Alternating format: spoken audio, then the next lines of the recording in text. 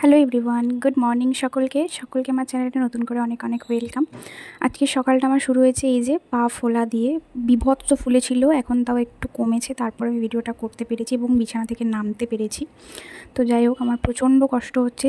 বাবুর যেদিন জন্মদিন ছিল, তোমরা ভিডিও দেখেছো, সেদিন রাত থেকেই প্রচণ্ড পরিমাণে কষ্ট হচ্ছে, পেন হচ্ছে এবং আমার বিভিন্ন রকমের সমস্যা হচ্ছে, যেইগুলো আমি বোঝাতে পারছি না কাউকে।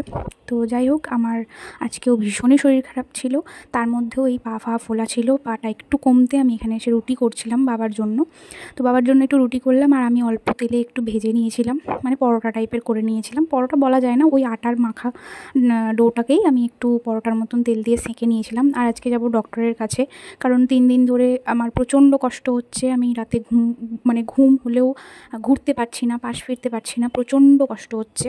এবং আমার পেটের নিচের অংশটা প্রচণ্ড ব্যথা হয়ে আছে, যন্ত্রণার থেকে বেশি, যন্ত্রণা যদিও একটু একটু করছে, প্রচণ্ড পরিমাণে ব্যথা হয়ে আছে। সেটা কেন হয়েছে বুঝতে পারছি না।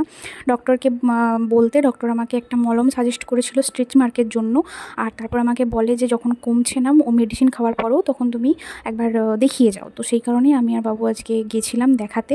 ওখানে যাওয়ার পরেও না আমার এতটা শরীর খারাপ করছিল যে আমি বসে থাকতে পারছিলাম না, পেন হচ্ছিল। আর এখন করে শেষের দিকে এসে না প্রচণ্ড নিচের দিকটা ভারী হয়ে যাচ্ছে, নিচের পেটটা ভীষণ ভারী হয়ে যাচ্ছে। এগুলো স্বাভাবিক ব্যাপার, কিন্তু আমার প্রচণ্ড কষ্ট হচ্ছে, যেই কারণে আমি সহ্য করতে না পেরেই বাধ্য হয়ে ডাক্তারের কাছে যাই।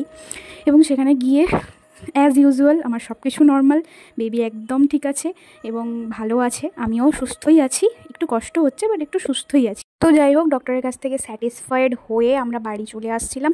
আসার সময় এখানে অ্যাজ ইউজুয়াল ডাব নিচ্ছিলাম আমার আর বাবার জন্য। এখানে 2টো বেদানা নিয়েছি বাবার আর আমার জন্য। আমি যাইনি, বাবার আর আমার জন্যই নিই, কারণ বাবারও এই জিনিসগুলো খাওয়া খুব উপকার, সেই কারণে।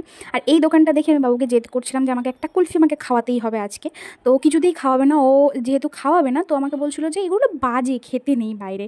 তো ওর কথা আমি তোমাদেরকে শোনাবো, তার আগে দেখো আমার জেদের কাছে হেরে গিয়ে মোটামুটি ও আমাকে খাইয়ে দিয়েছে। তো যাই হোক, আমি স্যাটিসফাইড। বাদাম মিল্কশেক উইথ আইসক্রিম, যেটা আমি আজকে খেয়েছি অনেক জেদাজেদির পর। বলেছে আমার কোনো কিছুই খাওয়া বারণ না, তার জন্য তুমি আমাকে তো খেতে বারণ করতে পারবে না, ওই জন্য বলছো বাজে।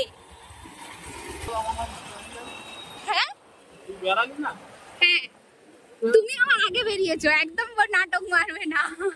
তুমি সব দিন এরকম করো, নিজে যেটা করতে দিবে না সেটা সেটা বাজে। তুমি সব সময় এরকম করো, ডাক্তার বললো আমার খাওয়া সবই যাবে, আমার কোনো কিছুতেই বারণ নেই, আর তুমি এখানে বলছো বাজে।